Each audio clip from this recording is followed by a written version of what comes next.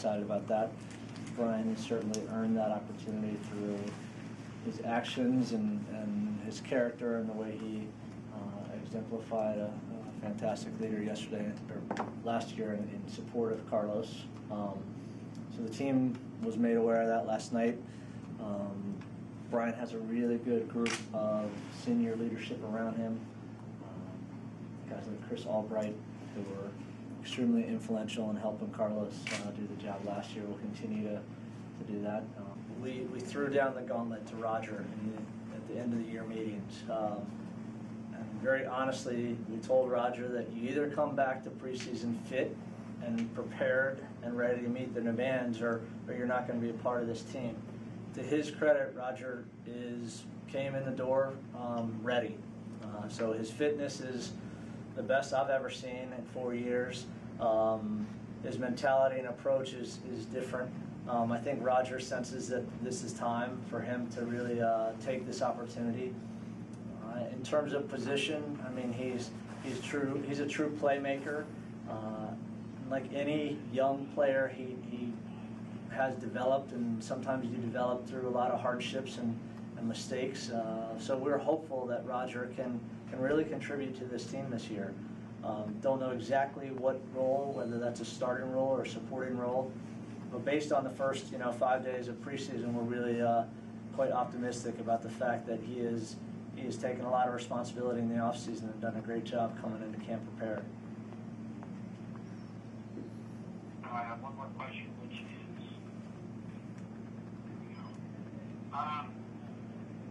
in regards to Freddie, you mentioned the international transfer. I am curious also as to whether, if there's no such option internationally, would another division in the United States be a possibility, and I think in the NASL in particular? I don't know. I mean, I think that's not on Freddie's radar at the moment at all. He wants to play, first division soccer in the highest league possible. That's been part of the difficulties in this whole process. So I don't know. As time goes on, Freddie will have to make a tough decision about where he's going to play and apply his trade. So I can't really give you that answer. I know that we will continue to work together to try to make sure that he has an option where he can do that. Under some different guidelines, we'll be happy to talk. And if you don't want to do that, we very clearly want to make sure that you understand that you won't be back with us next year. And he knew that. Again, Freddie and I have had enough conversations that was very clear between he and I and his representatives. Richard Motzkin was part of that conversation as well. So. Were those considerations that you discussed with him, were they solely financial? Was there anything tactical that went into that decision, or? When it comes to the contractual part, it's pretty much just financial. Okay. But a lot of it had to do with the role that Freddie would play within our team, especially when you compare him and his stature within our locker room relative to the guys that were in there. So contract-wise, mostly financial, but there were some things that we wanted to talk about and make sure we understood. Can you pinpoint just like what went wrong and why it didn't work out with him here?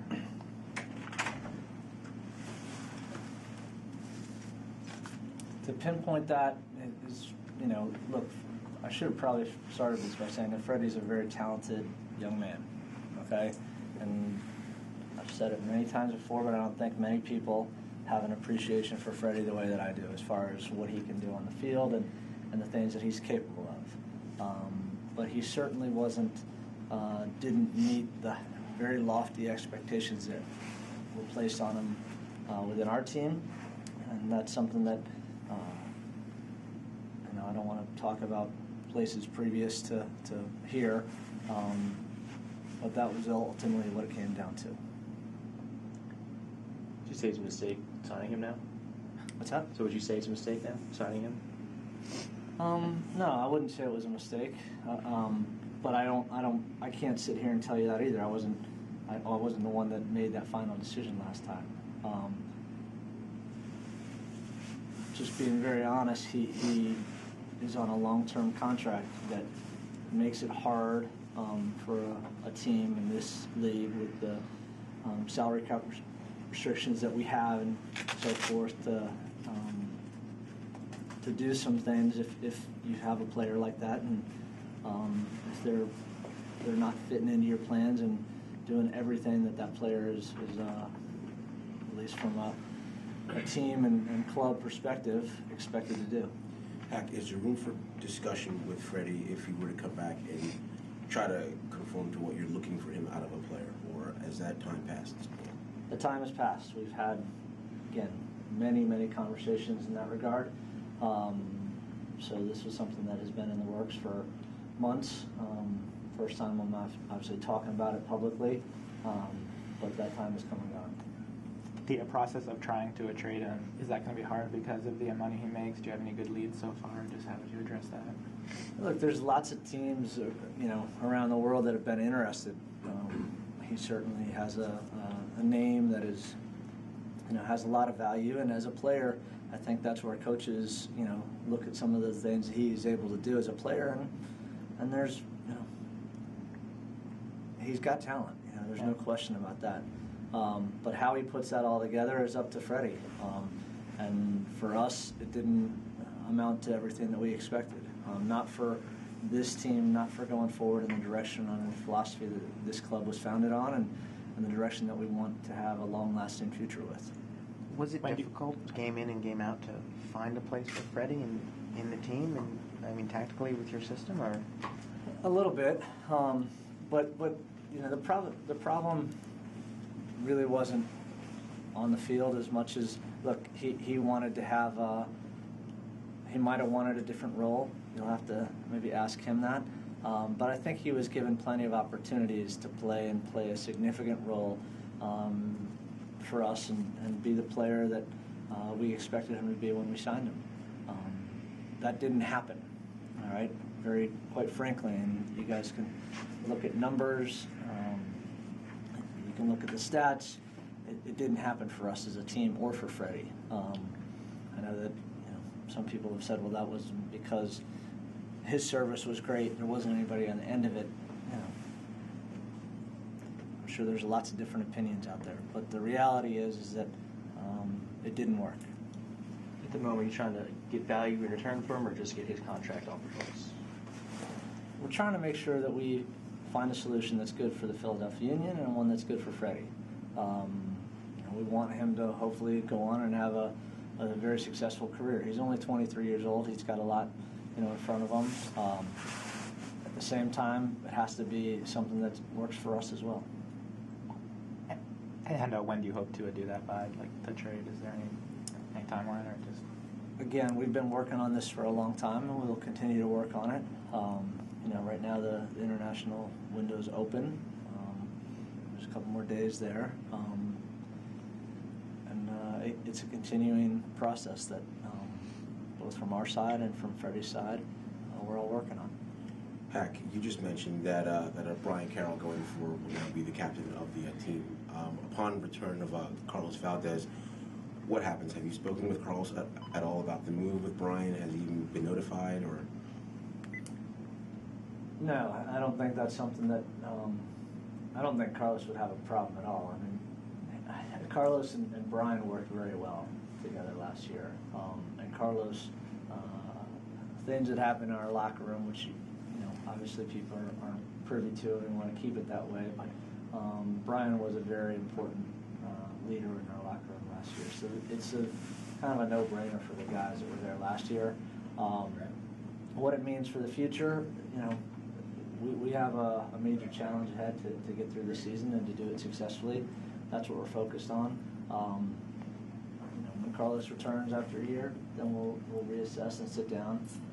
I don't think you can have too many good leaders in one room as long as they're all working together towards one common goal. And that's the way it was last year between Brian and Carlos, and I think it'll be that way between Brian and the rest of the senior leadership on our team. I know you've expressed optimism in the last week or so about Carlos's days with the Union maybe not being over. What do you sense the chances of that might be at this point?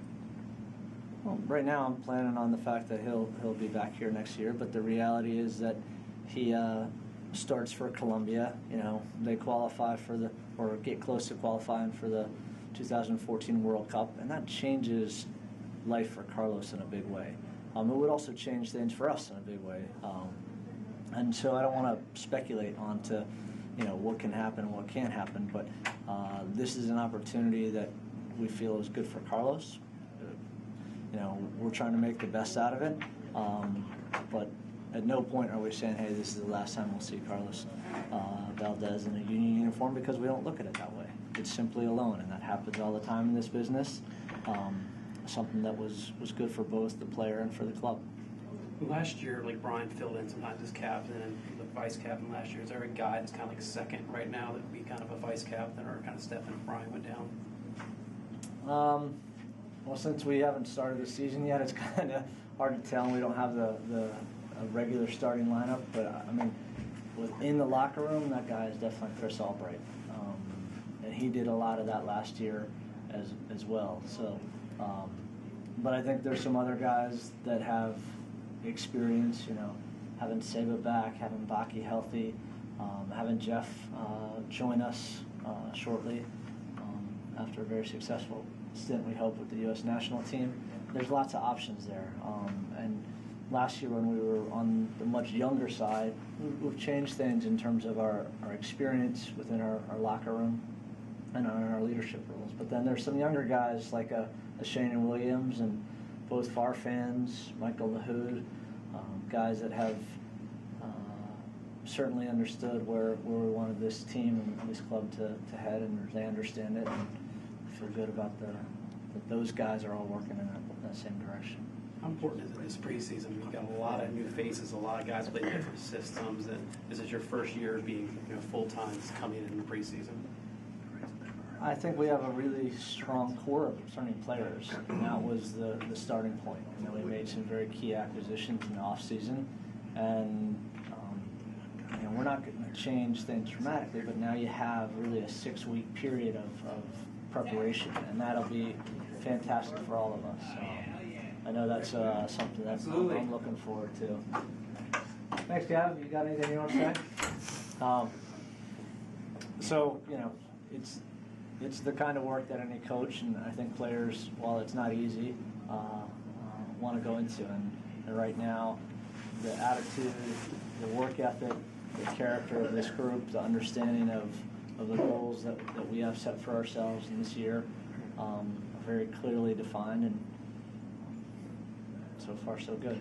John, you talked a little bit about the left back situation in that letter to the season ticket holders, and there's a chance in the re-entry draft and the super draft to go after some of those guys, but you said that Damani you thought was a guy that you could groom to play back there. Do you have an idea right now of sort of how you want to set up left back, or what kind of depth do you have at that position right now? Yeah, sure. I think as a starting point, it should be said that Gabe Farfan's our starting left back, and he is without a doubt one of the best left backs in terms of just soccer ability. Right? He might not be a true left back, but the way that we play and in our style, we want our left back to be an attacking player. He's very good at that. Not to say that he was perfect last year.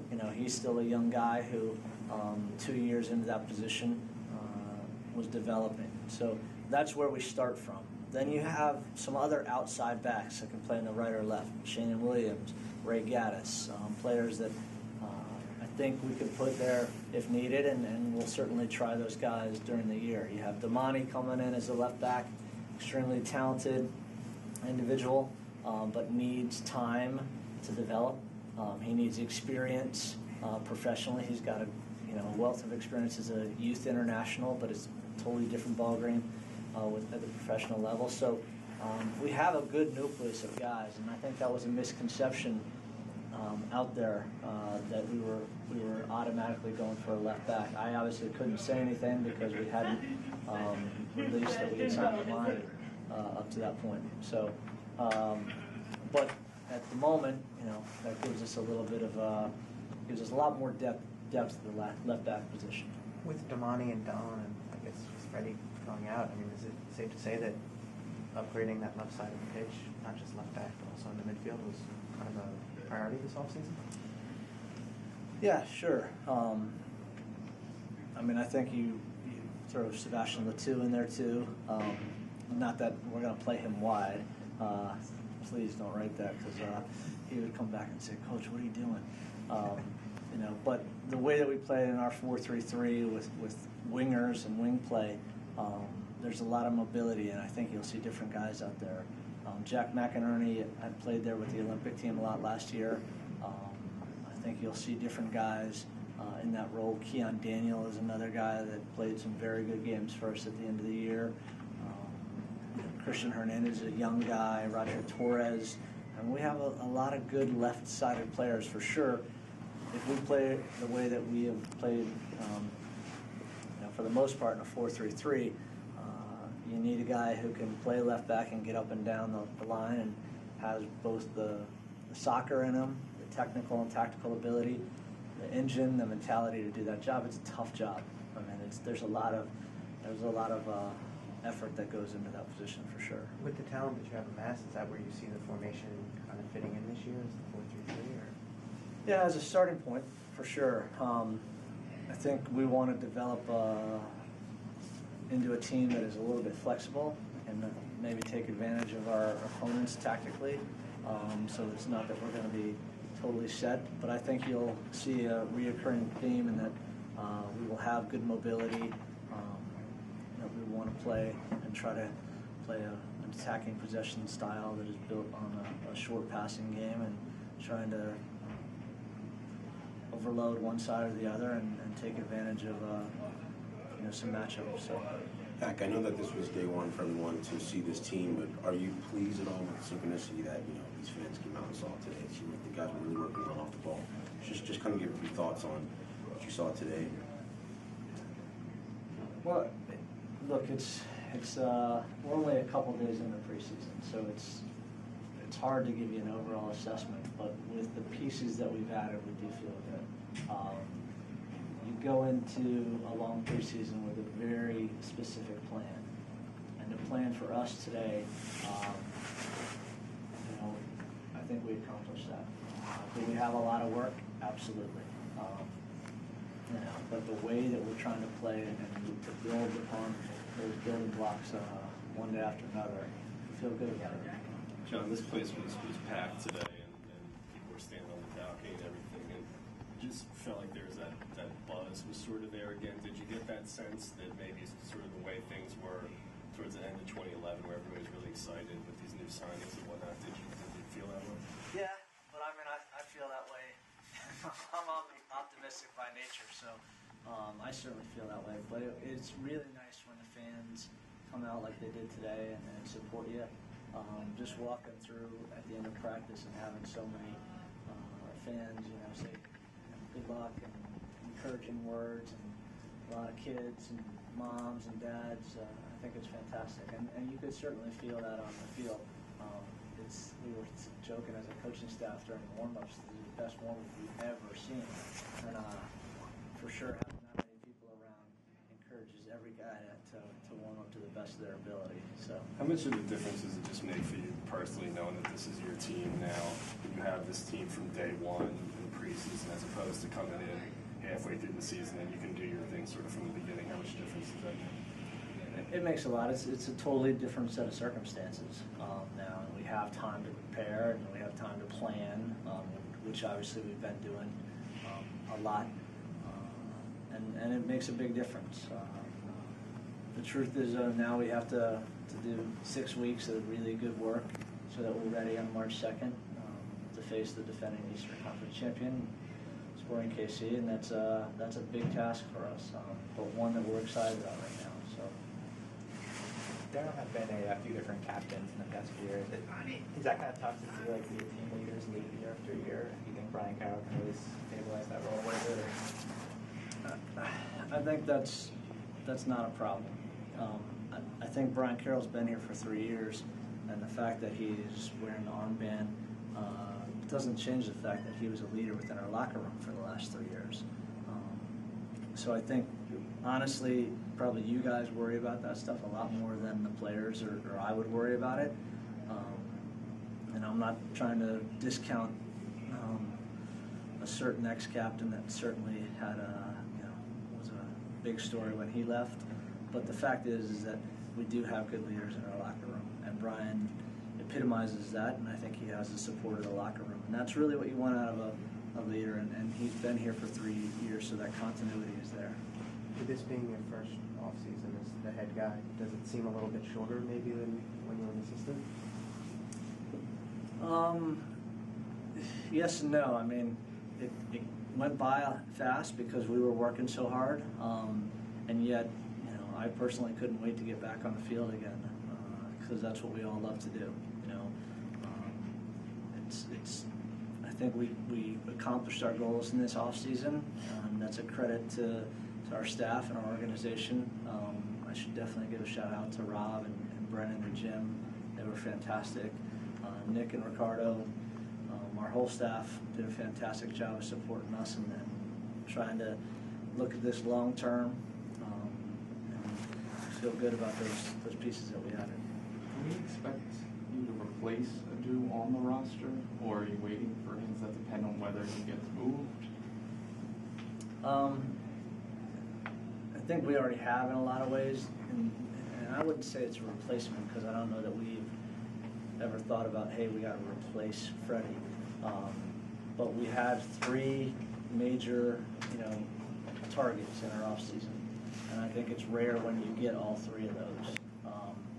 So in that regard, I would say we feel like we have the 3 players that weren't here last year that could take us to another level. We also have a lot of guys that are young guys, don't forget, that through the developmental process we really believe in.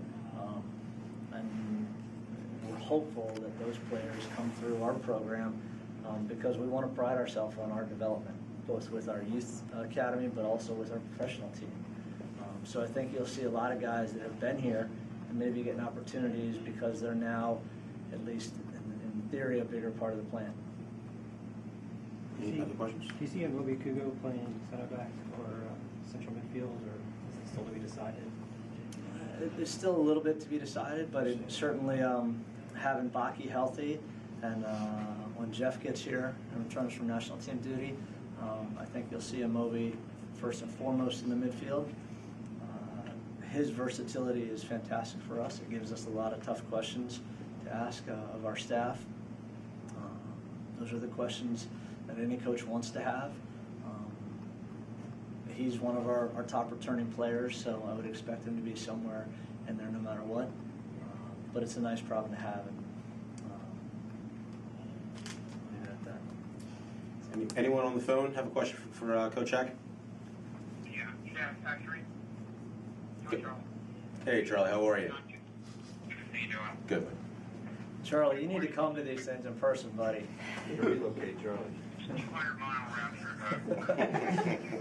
All right, I'll buy you lunch if you come one I time. went to Indianapolis. I know, I appreciate that. I'm just joking with you.